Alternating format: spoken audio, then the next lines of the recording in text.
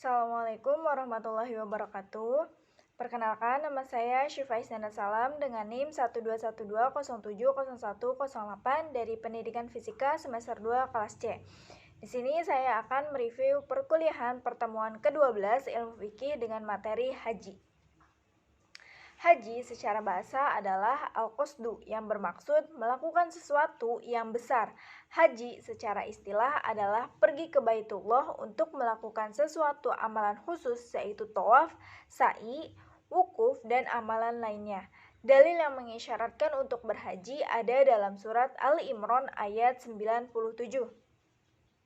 Musim haji itu adalah bulan yang dimaklumi. Barang siapa menetapkan niat dalam bulan itu akan haji, maka tidak boleh rofas atau menimbulkan birahi atau nafsu, fusuk, fasik rusak atau kerusakan, jidal, berbantah-bantah.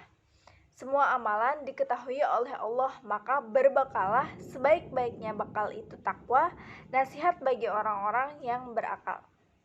Hukum ibadah haji. Yang pertama, ibadah haji itu hukumnya wajib bagi setiap muslim yang telah memenuhi persyaratan. Ibadah haji itu diwajibkan hanya sekali seumur hidup, sedangkan untuk kedua dan seterusnya hukumnya sunnah. Bagi seorang yang bernazar haji, maka hukumnya wajib untuk dilaksanakan. Ibadah haji memiliki syarat yang sekarang ini jarang sekali diperhatikan, yaitu syarat yang mampu untuk melakukan ibadah haji. Yang pertama, mampu materi, dan yang kedua ada mampu fisik. Syarat-syarat haji itu yang pertama ada Islam, lalu balik, berakal, sehat, lalu berakal bukan budak, dan istita'ah. Dengan keterangan apabila kelima syarat tersebut tidak terpenuhi, maka gugurlah kewajiban haji seseorang. Selanjutnya ada rukun haji. Yang pertama ada ihram, yang kedua ada wukuf di Arafah, yang ketiga ada tawaf ifadah, yang keempat ada sa'i, yang kelima ada tahallul, yang keenam ada tertib. Apabila salah satu rukun tidak terpenuhi, maka hajinya tidak sah atau batal. Jika haji dilakukan setahun, maka hukumnya makruh karena bisa menyerobot antrian. Karena dalam menunaikan ibadah agama harus ada zaufut atau perasaan. Selanjutnya ada wajib haji. Yang pertama ada ihram dari miqat, yang kedua ada mabit di Musdalifah, lalu ada mabit di Mina, melontar jumroh, ula, wusta, dan aqobah. Yang kelima ada tawaf wada bagi yang akan meninggalkan Mekah. Apabila salah satu wajib haji tersebut tidak dilakukan, maka hajinya tetap sah tetapi wajib membayar dam. Selanjutnya ada tahallul. Tahallul adalah keadaan di mana seseorang telah dihalalkan atau diperbolehkan melakukan perbuatan yang dilarang selama dalam keadaan ihram. Tahallul ditandai dengan memotong atau mencukur rambut kepala. Bagi pria disunahkan sampai cepak yang dimulai dari sebelah kanan. Bagi wanita, rambutnya dikumpulkan atau dituntut dan dipotong ujungnya. Selanjutnya ada menyegerakan tawaf ifadah.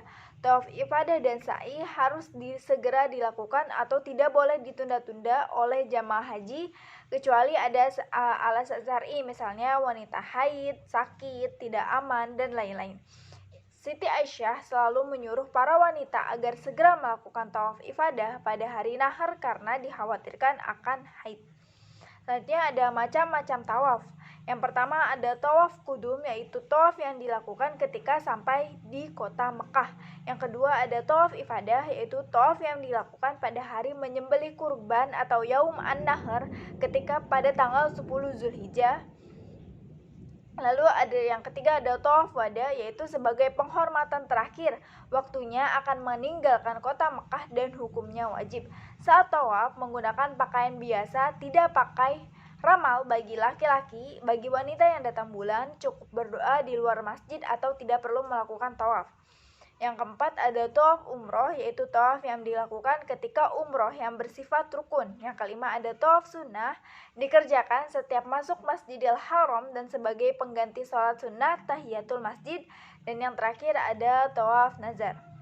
Hikmah melaksanakan ibadah haji yang pertama yaitu mempersaksikan berbagai manfaat spiritual dan material, lalu menumbuhkan jiwa tauhid yang tinggi, pembentukan sikap mental dan akhlak yang tinggi, menyatukan umat wahidah atau satu akidah dan ideologi, mengajarkan sejarah, berwawasan dengan dunia luar, dan mengetahui teknologi-teknologi di luar yang canggih. Cukup sekian review materi pertemuan kali ini, kurang lebihnya mohon maaf. Wassalamualaikum warahmatullahi wabarakatuh.